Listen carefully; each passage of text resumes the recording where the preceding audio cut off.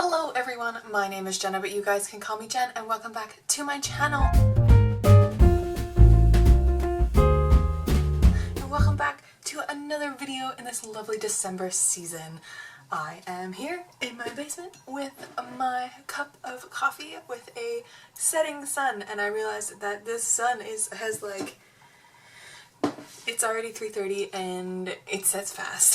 So I'm hoping I can get a few videos done today, but if not, at least this one will be filmed. So I'm here today with a new authors to me I love video. This is all the new authors that I read in 2019 that I absolutely adore, and the ones that I'm going to be hopefully reading more books of in the future.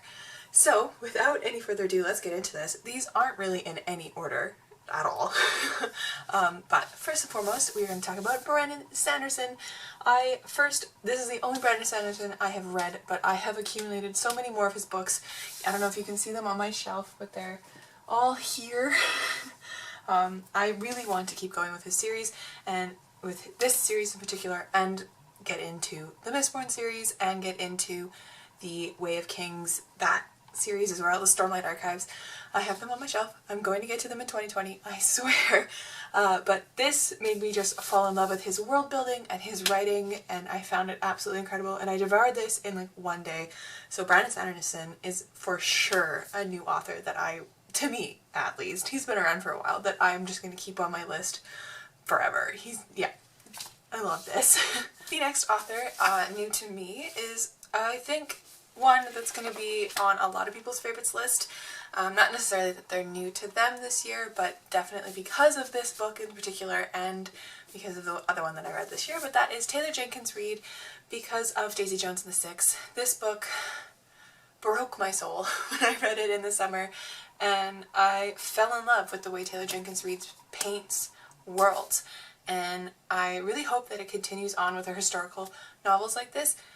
This is a novel that follows a band, Daisy Jones and the Six, how they come together and then how they break up, and it is all written in interview style, so there is no narration, it's just all interview, all dialogue. It is so fun, and it is set a while ahead, and the interview is interviewing the band to get the story, basically.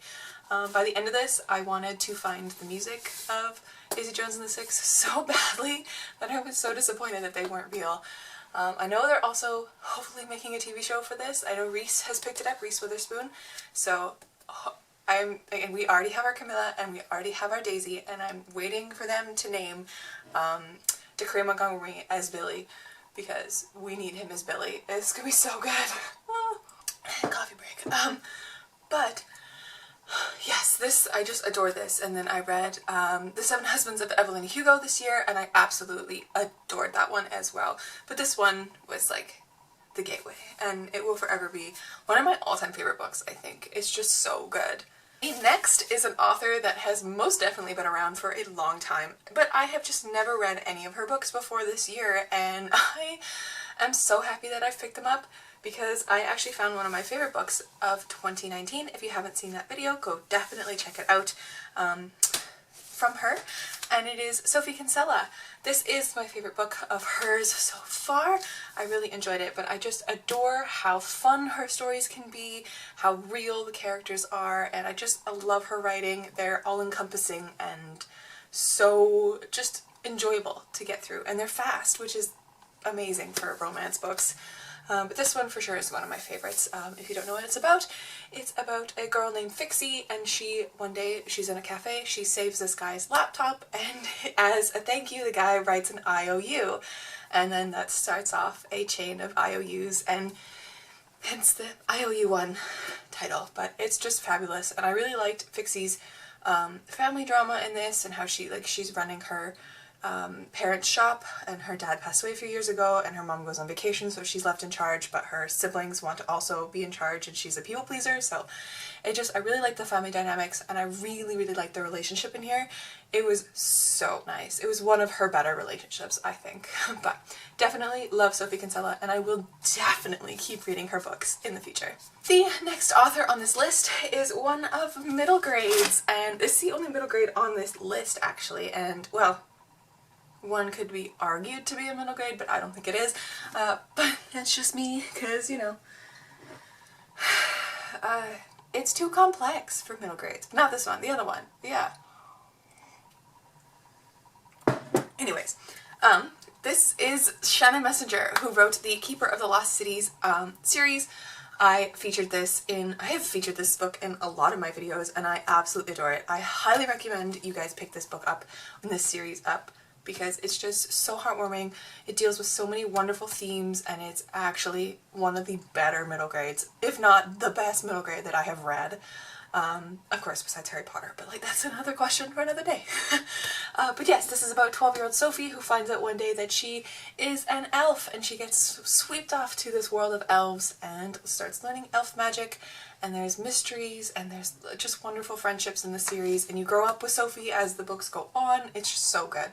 And I really, really, really love Shannon Messenger's writing. And I think this was the first book that I've read it, sat there for a few seconds and went, wow, I wish I had written this book. So it was just really, really, really good. The next author is one that I believe this is her debut, and I'm so excited for her next one to come out. I believe she just announced it on Twitter just last week from when I'm filming this. But I'm like 100% as soon as that can be ordered, I'm going to pre-order it, because I'm just so excited about her writing and her stories that she comes up with, and that is Casey McChrystal, who wrote Red, White, and Royal Blue. I absolutely adored her writing in this. I loved the way that she created the story between Henry and Alex, who are the first sons of their respective countries, basically. Alex is the first son of of America, and Henry is the Prince of England. So it's a great story.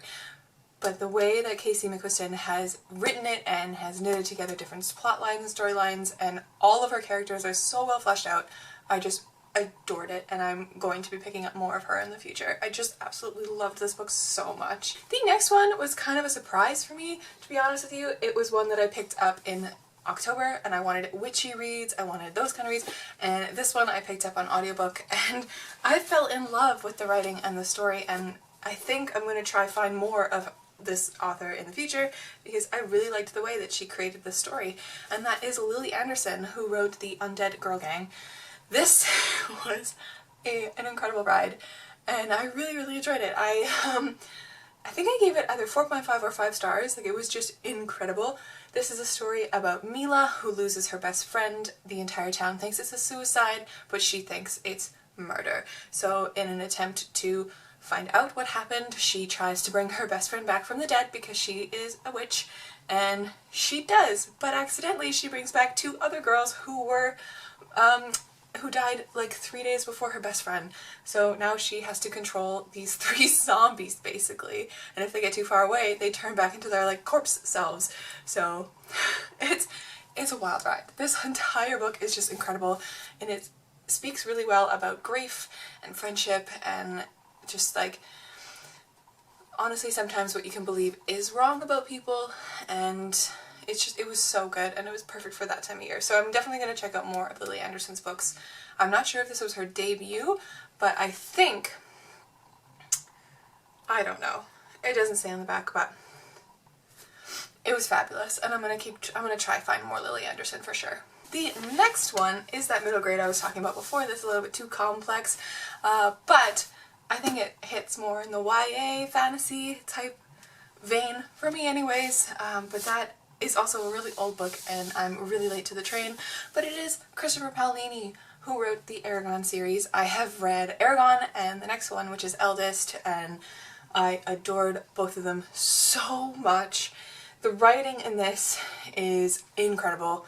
I think it's a much more accessible version of high fantasy. Like, it involves elves and mythical creatures and dragons, and it's like an epic quest fantasy narrative, but it's much more accessible than, like, say, Lord of the Rings' writing.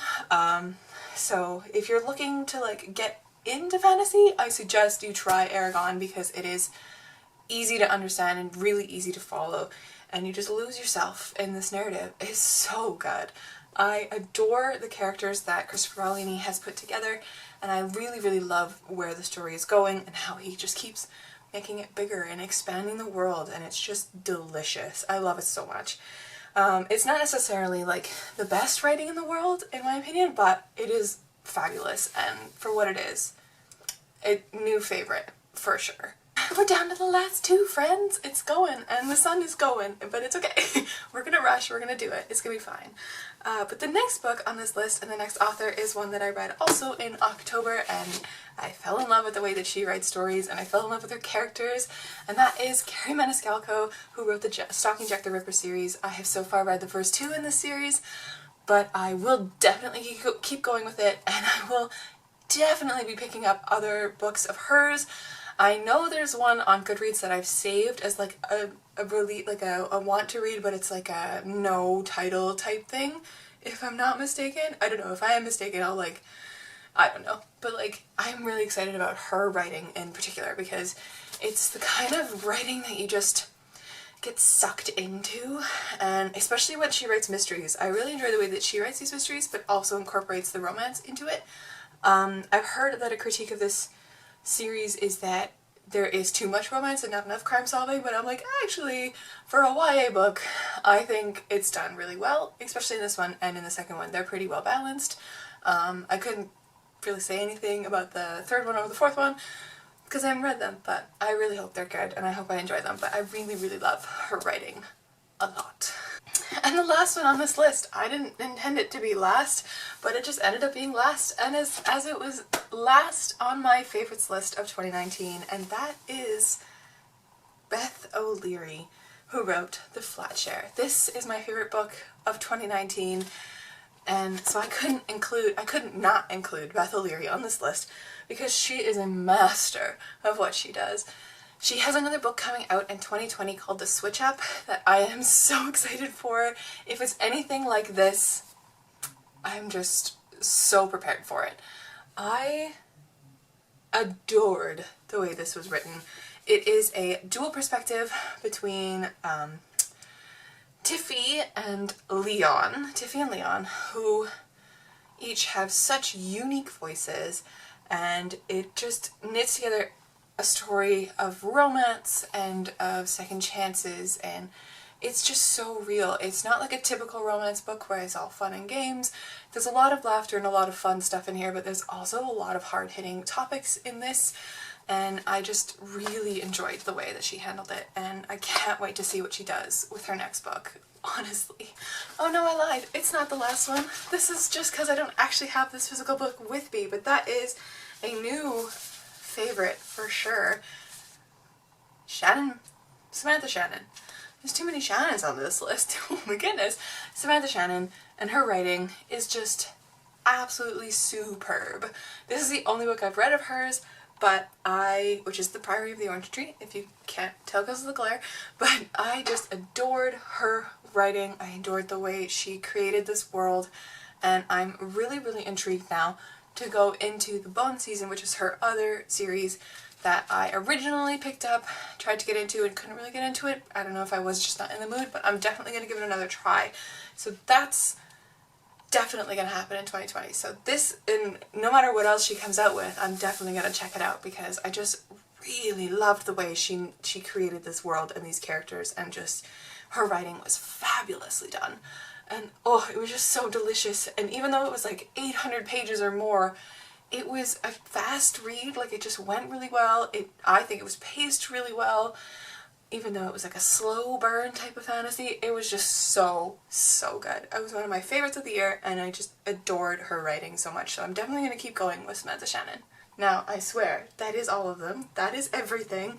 Those are all the authors that I have that are new to me this year that I absolutely loved. Please let me know down below if there are any authors that you've loved this year that are new to you, because I'm always on the lookout for fantastic authors to add to my list of authors that I will read.